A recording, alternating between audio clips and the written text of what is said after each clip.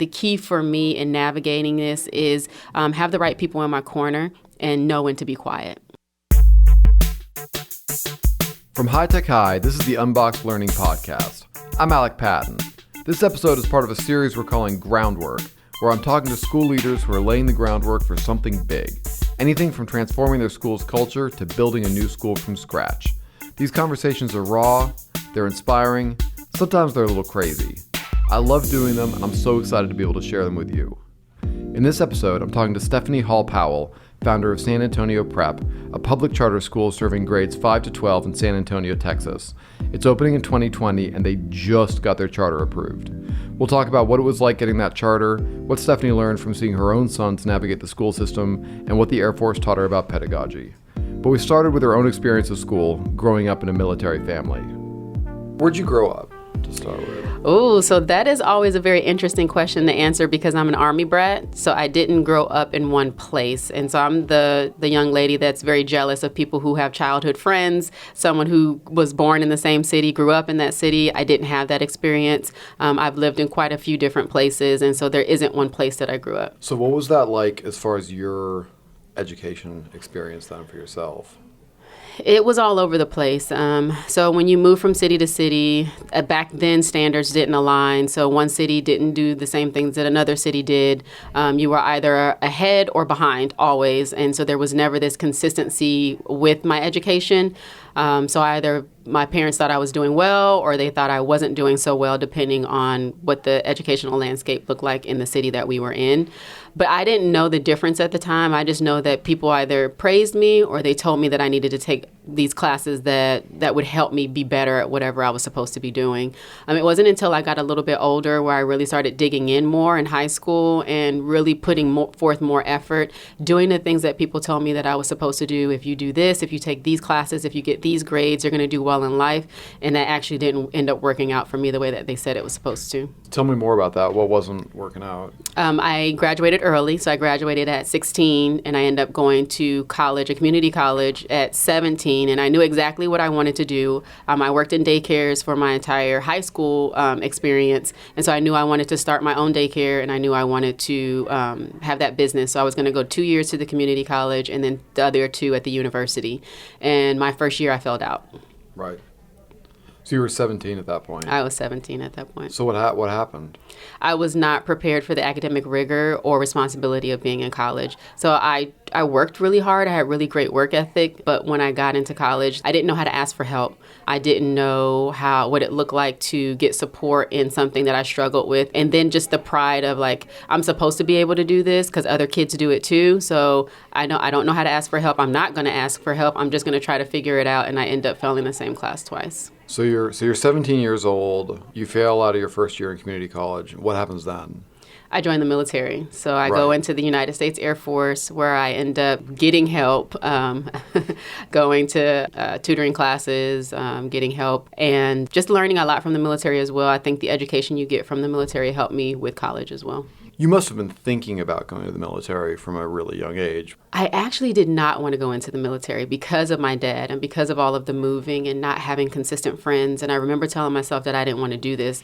And so that's why I knew the track that I wanted to take was to start my own business. But then when that didn't work out, I really felt like that was my only option. I said, there's no other way I can go. There's no way I can pay for my education unless I go into the military. But it ended up being a really great experience. Remember, my goal was to have my own business as a daycare provider. Yeah. And so I knew I liked and I enjoyed working with children. It wasn't until I got into military education where I realized there was much more to it than just running a business and being a child care provider. And that's when I got entrenched in the curriculum, the pedagogy of what it looks like to actually run a school, to be in a training facility, to educate adults.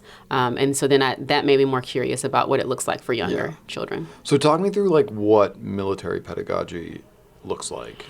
In basic military training, you break down and then you build back up. The idea is that you start from scratch, these people don't know anything. And so it's our jobs to remove everything from them and then build them back up. So that looks like you're no longer allowed to speak the way that you used to speak. You're no longer allowed to look the way that you used to look. So we cut your hair off. You're no longer allowed to operate the way that you used to operate. So now we put you in this 6 to 8 week system where you have limited contact with the outside world, because we want to remove that from you so that we can put into you what we want to put into you. And so it's just a consistency of, if I want you to learn how to make your bed, then what I do is I teach you how to make your bed, and then I give you the opportunity to make your bed, and then you walk away, I mess your bed up, and I make you come back and fix it. And we do that 100 times until you know how to make that bed without even thinking about it. That sounds awful.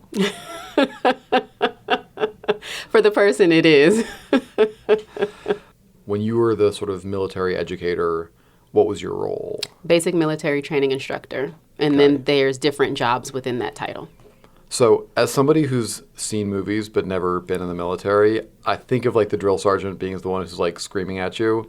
That is correct. So were you that, or were you something else? Yes, I was that. Right. Mm-hmm. But there's another side to us that people don't see, and that's the instructional side, where we actually take trainees into a classroom setting, and there's different things that we want them to know about Air Force history or how to load a rifle or just anything in a classroom setting. So you've got this kind of like, if I'm looking at like what I've heard of your kind of educational influences, you've got your mom, mm-hmm. you've got the church, mm-hmm. you've got the military, mm-hmm. and you've kind of had this dream ongoing of starting a preschool. Mm-hmm. So you start this kindergarten prep preschool. When did you decide you were ready to do that? I don't think that I ever know that I'm ready. It's just that I have a dream, I have a goal, and you work it out and you do it. I don't think that I was ever ready to be a parent. I don't think that I was ever ready to be a wife. I don't think I was ever ready to be divorced. These things just happen. You live life. And so it's not a moment of knowing that you're ready. It's just a moment of knowing, like, I'm willing to try. So let's just do it. Yeah. And so you open up this kindergarten prep mm-hmm. in San Antonio? It was in Hawaii, actually. Okay. And was that because you were there for the Air Force? Or? Yeah, for my husband. My husband was stationed in Hawaii at the time, and the kindergarten prep was actually a backwards plan from what I saw graduating from high school. I saw that there was a need in school, that children weren't getting what they needed to be successful once they were graduating high school. And so in my mind, I automatically did this backwards plan thing. Well, if they're not prepared here, at what point can we prepare them so that they are prepared at the end? And if you know about Hawaii's educational system, they don't have publicly funded preschools. And so I said, if I could be a part of the solution and start at the beginning and make sure that children can go into school knowing how to read and write and compute and articulate, then maybe that would help as they got into their older grades. So you start this school in Hawaii, and then you move with your husband to San Antonio? Yes. I very much wanted to stay in Hawaii. I loved what I did. I loved working with the 3 to 5 year olds and preparing them for school. But he ended up retiring, and so we had to leave to move back to San Antonio, where we owned property here. And so we moved back, and I knew I wanted to stay in education, but I didn't know if I was going to stay the preschool route or our kindergarten prep route. And because Texas has state-funded preschools, that we have our pre-K for SA, and so I was like, well, there's not necessarily a need or a market for what I was providing, because that was already being provided for free for families. And so then I said, well, let me challenge myself. I don't want to go to the end again, so I don't want to go to the end of high school when they're trying to graduate right before they enter into college and they're still not prepared. What part of this system can I enter into? And I was drawn to middle school, and middle school is like, I call them our middle children. They're the children that are not the babies. They're not in elementary school, nor are they the big kids because they're not in high school. So they're in this age range where they're still trying to figure out who they are. And then that's where I came back into education. And so what did you do first? I taught science, 6th, 7th, 8th, 9th, 10th grade science. So that had to be a big shift. It was. Middle schoolers are different. They talk back. Not that 3 to 5 year olds don't, but they say different words when they talk back. Yeah. Was there a day that you just went, I got to start my own school? The desire had always been there. Even with the kindergarten prep, like that was my school for those children, to do the goal of preparing them for kindergarten. So the desire and the dream had always been there. But to be honest with you, my dream never left a kindergarten prep. It never got bigger than 3 to 5 year olds, preparing them for kindergarten. It wasn't until 2016, 17 probably, working with my middle schoolers, I began to start having a dream of maybe I could start my own school. But that's where it stayed. It never went anywhere past, I think I could have my own school. And yet, here we are. Yes. So how'd that happen? So that actually, I began to tell people that, one day maybe I'm going to have my own school. But I only ever thought that would ever be a statement that I would make to people. I was a type of person that I struggled with low self-esteem for a while. So I always thought that, this is a great dream, but it's only ever going to be a dream. It wasn't until maybe the end of 2017, beginning of 2018, when I started telling people and they started telling me, do it. And then you're like, well, I don't know how to do that. And so it was right before the summer of 2018, I had a person approach me and say, I have a way for you to start your own school. And then, of course, I chickened out and I was like, no, I don't want to hear about it. Thanks. Because now my dream was starting to take shape and form. And I didn't know how to deal with that. But obviously, we're here at this point. But a little bit of probing and pushing and encouragement and education and learning and building myself up and knowing that what we can provide for children can be great. So who's this person? It was actually several people. Starting, my husband at the time was encouraging me. And then I had friends that actually worked in my circle at work. And so I was an administrator at the time. And they were actually my teachers. And they were saying, we think that you would be an amazing, like you having your own school would be amazing. And so they began to encourage me and build me up. And they were like, we would come work for you in a heartbeat. And so it was like, oh, well, people would actually come work for me. What do you think they saw?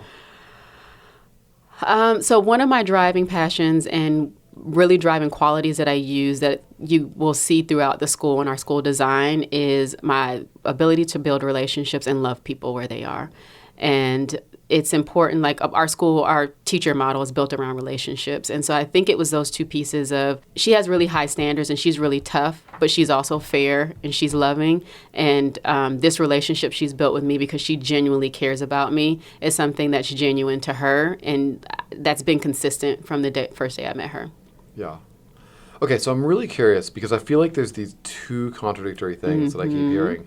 That on the one hand, you love people where they are. Yeah. On the other hand, when you describe military pedagogy, it was fundamentally breaking down everything that somebody was. Yep. So would you say, is that tension like something that is there in you? Have you resolved that? They actually kind of go hand in hand. So loving someone where they're at doesn't mean that you don't want to change those things about that person. It just means that you don't beat them up over it. And so if there is a certain quality about you that I don't like, I still love you where you are because you are still a human being and you are still very valuable in this earth. But I want to teach you in this process is I want you to unlearn that thing that isn't healthy for you. And I want you to be this better person over the course of time, over these things that I'm going to teach you and give you. So they're really not contradictory. So you've got your teachers are saying you should do this thing. How do you start the process of starting a school? For me, my path was a little bit different because I got introduced to Building Excellent Schools, which is a fellowship for school leaders to help them to start the process. And that's a year-long program with the nonprofit based out of Boston. I applied to the program based on suggestions from other individuals, and I was accepted into the fellowship. And in this program, you get to visit schools, they pay for it, and you build your school design while you're in the program. And it's a support to where you are able to devote 100% of your time to your project without having to work a full-time job. So that was very, very helpful. And then you got your charter. Mm-hmm. So tell me about that process. Our charter was due January 4th, 2019. And so we've been working on it since last year, 2018. And initially, everything was fine. Our charter ended up being 325 pages, which you chunk. It's different things that they're asking you about your school design, your board of directors, the executive director, your schedule, your budget, your 5-year plan, all these things that are included into it. Then for the state of Texas, it's broken down into these different phases. So they have a phase in which they check for plagiarism. They do phase 1. You have to pass with a certain score. They have external readers that will read your document assessment, and you have to score over an 85%. They go through your application, and it's broken up into 2 sections. So they read section 1 first, and that's graded, and that's phase 1. And so you pass or you don't pass. And then you move on to phase 2 if you do pass, which is the same process. They read through, they give you a score over 85%, you go forward. If not, then you don't make it past the process. Once you make it past phase 2, it goes into what we call a capacity interview stage, in which now the State Board of Education and also the Texas Education Agency will sit at a table with your entire board, and they'll ask you questions about your application and the capacity of your board to be able to oversee the school. You are invited to that, and they do a few assessments. They're checking to see the capacity of the board. They're looking at the diversity of your board, your competence, their competence at this meeting, and then they give a recommendation to the commissioner. And so they either say, we think that this school would be great, you should recommend them, or they say, no, we don't think so. And so then the commissioner will go based off of their recommendation. He gives a recommendation. It then gets sent to the State Board of Education, which is our final step. And so he says, I recommend these schools, I don't recommend them, so then they don't go any further. And then the ones he does recommend go to the state board, and then there's 2 final meetings. One is the public hearing, where the public is now able to come forward and say, we are in favor of this school, or we don't want this school to come to our community at all whatsoever. And so they listen, and they take down the comments, and they take the suggestions from the public. And then the schools also have the opportunity to be able to speak if they want to, but the next day is when we actually speak. And so the next day the public is invited, but they're not allowed to speak. And then that is just when the schools either defend themselves or just explain a little bit more about their model or answer questions from the State Board of Education. The State Board of Education has a discussion. They do immediate voting on the spot, so you know on the spot whether or not your charter was approved. So what was the scariest part of that process? It was very political for us in the sense that when you had the meeting on Thursday, there's a small vote between the the School Initiatives Committee, and that's a committee of 5 individuals who are a piece of the larger 15-member board, and they come together and they discuss, and that's who the public is for or against in this meeting, and they vote first, and their vote gets sent to the big board. And so initially on the Thursday, we had an entire school district, the school district that we're going to be located in, the entire school district came out in opposition to us and said, we do not want this school. It's not good for kids. They're going to take money out of our budget. We're already struggling with our budget. They made false claims in their application, which our application was checked for accuracy. And so they came with all these claims. And so initially the School Initiatives Committee vetoed us, which means no charter. So that recommendation gets taken to the big board. The big board makes the discussion after asking us some questions, and the veto fails. And so once the veto fails, then they have to vote again, which normally if a veto fails, then you're in favor. And so they vote for the second time in favor, and then we're authorized. So it got personal. It was very political, but at the end of the day, we were authorized. So that sounds awful. It was. How much of that? Well, actually, let me go back, because one thing I was thinking about was when your administrator and teacher said, "Hey, we'd love to work for you. You should start at school." An obvious way to do that is to get a principalship of an existing school. Mm-hmm. Why didn't you try to do that? If you get in a principalship or a principal in residentship in the school that I happen to be in, you have to follow the model of that school. What was it about the model that made you feel like this isn't the model that I want? My personality is relationship, and one thing that I noticed is that we weren't able to build really strong relationships with children in the model and how it's set. One child in middle school, and most middle schools operate this way, and that's just how the system was set up, but you have one middle school teacher that teaches 125 to almost 200 students a day that rotate to these different classes. It's hard to grade papers. It's hard to keep up with building relationships. It's hard to keep up with communicating with families and grades.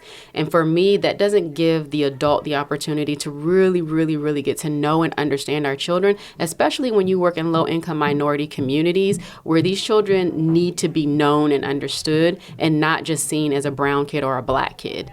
And so we didn't have the opportunity to do that, even though we wanted our teachers to do that. To me, that was an unrealistic and expectation to have of them, to try to get to intimately know 200 children in a way that they could really be effective in a classroom. So that's only one piece of what I thought we could change. And so our model has 2 teachers in a classroom that deal with no more than 28 to 54 students at any given moment, and really getting to know them and their families. And the other piece is like teaching children to learn, not teaching children to memorize a test, not teaching children strategies on how to be the best test taker, not teaching children that if they score high on this test, then they are seen as good, and if they don't, they're seen as bad. And not to say that we did that on that campus, but there was a lot of focus on this end of year assessment that we forgot how to teach children to use their brains. And that's something that I don't want to happen on our campus. We want to teach children, yes, they have to pass a test. Like it's a state assessment. Like I get it.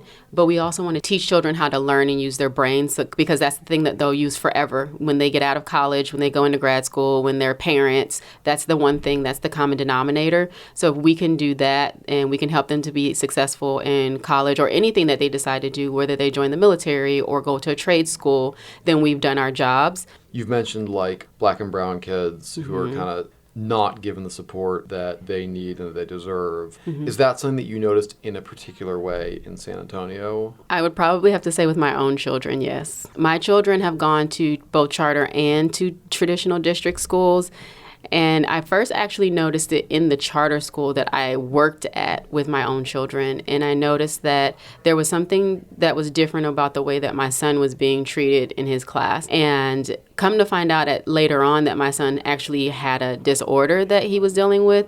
But when I kept bringing it up to the teachers and to the administration that, we're struggling with this one thing, he's struggling with this in class, but I also don't understand what this is. Like, can we find out what it is? Can we work with it? Can he be tested? I'm unsure, but he doesn't have a decoding problem. He has a comprehension problem. Let's figure out where it's coming from. And I met with the administration and the teachers every 6 weeks for an entire year, and nothing changed. Nothing changed.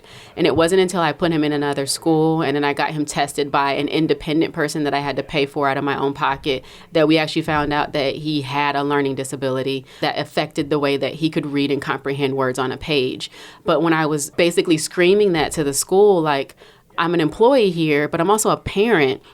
I see that something's wrong. I'm asking you for help. You're not doing anything. That's when I noticed. But then even then, that same son, we get to the district school and they're like, fine, we'll put him on 504. We see this. He has all of these accommodations that we'll make sure that we do in compliance to what the state wants us to do. But it was never anything outside of that. And there was never any additional support outside of that.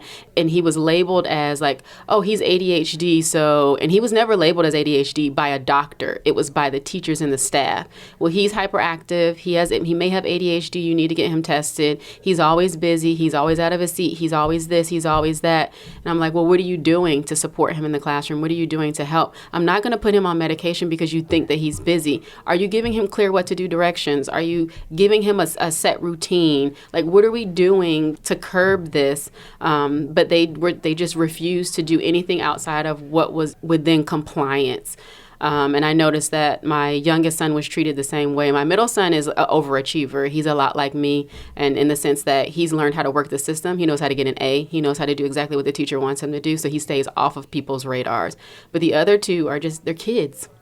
And so they were treated differently, and especially when we got to the second school, because we actually lived in the suburbs at the time. And so he was one of 2 Black children in the classroom why I was getting phone calls every day. And I'm like, well, are you calling the other parents this much? Well, I don't really have problems like I do with your son, with the other children. And so then I was like, okay, well, I see what this is. And so it started out as a parent, and then working in low-income minority schools where children look like me and loving being where I'm at, but also seeing the disparity and even in the way that I may have taught in being in a system that required me to meet certain compliance or expectations that didn't meet the needs of all of my children, and seeing that as well. Now, I did a little bit of background research about this, and I saw that you were one of 2 schools that got approved. Yes. And like the media, the articles gave the impression the other one just like sailed through, and that you guys had the like big political thing. We did. So what was the difference? Like, what was the deal? Why'd that other school get like a pass? I don't know that they got a pass. I think I think one thing worked in their favor, and then something else that they did really well. One thing that they did really well was that they engaged heavily and very specifically within their communities, and piloting their model, really understanding families, interviewing families, and inviting the community to be involved in the planning of their campus, of their school, of this project of their school. The other thing I believe that they had in their favor is that they are two white leaders. And so most of the leaders, and especially the charter leaders and most district leaders, are either white male or white individuals. And so that was the other thing that they had in their favor. But I know these two individuals, and they are just very passionate about education. They are really good and honest people, and they really did a really good job with making sure that they involved San Antonio into what they were creating. That's something that I wish that we would have done better. We came into the game a little bit after them, after they had already been ingrained into the community, and we're getting to that point, but I wish we would have started sooner like they did. But then I do believe that the other piece that may have been against me is that I'm not a white leader. I am an African American leader that is, I'm not native to San Antonio, but I've been there for 17 years. And so I did have that in my favor, where they're like, oh, okay, well, you practically live here now. You've been here so long. But just, it wasn't the same as that was concerned. One thing that I tell people all the time is that Texas is very relational, and people don't want to know what you have going, but unless they know who you are. And these other two leaders did a really good job with making sure that people knew who they were. And I came in late to the game to allow people to really understand who I was, and so I think that kind of hurt us just a little bit. Like, what was it about your school and your district that like clashed so much? Our district does not have any charter schools that operate within its attendance boundaries. We would be the first ones. So that's an initial threat. Like, we don't have any schools, so now this one school wants to come in. Let's keep it out. So have there been points when you're like, man, this is not worth the pain? I think it was during the authorization time when the district initially came out, because they didn't come out and say, we don't think that this is good for kids because we offer all of these great school options. It was very personal. They lied on their application. They lied about this meeting. Their application is not valid. And I think that was the most stressful part, where I felt like, I don't know if I can do the political part of this, because that was one thing that I actually dreaded coming into this process. I said, if I become a school leader, I now have to deal in politics, and that is not my strength. I'm a relational person, and politics are not relationship built. They're actually built to tear relationships down, and so I was very fearful of that coming into it. So I think at that point is when I was like, I don't know if I can do this. But then after that really just nasty personal attack, which ended up being very political, I was like, you know what, I think I can do this. And I think the key for me in navigating this is have the right people in my corner and know when to be quiet. Where's the process at now? So we are under contract right now for land. We are trying to purchase 10.8 acres, which will be our permanent home. So we'll put our middle school and high school on the land. Let's see, we are directly in the middle of our community that we want to be in. Once we are up and established, we will be the first charter school in Judson ISD, which is in Northeast San Antonio. We are in the process of hiring our director of operations and our dean of students that will all be hired by the end of the year. And then we'll also be doing teacher interviews November, December until we're completely staffed. Okay, well, good luck. Thank you so much for talking to me. Thank you. I appreciate it. This is an honor. Oh, thank you. That was Stephanie Hall-Powell, founder of San Antonio Prep Charter School in San Antonio, Texas. And this has been the Unboxed Learning Podcast, written and produced by me, Alec Patton. Stephanie is a fellow in the High Tech High GSE New School Creation Fellowship, which is funded by the Walton Family Foundation. You can read more about it on the High Tech High Graduate School of Education website. Our theme music is by Brother Herschel. Thanks for listening.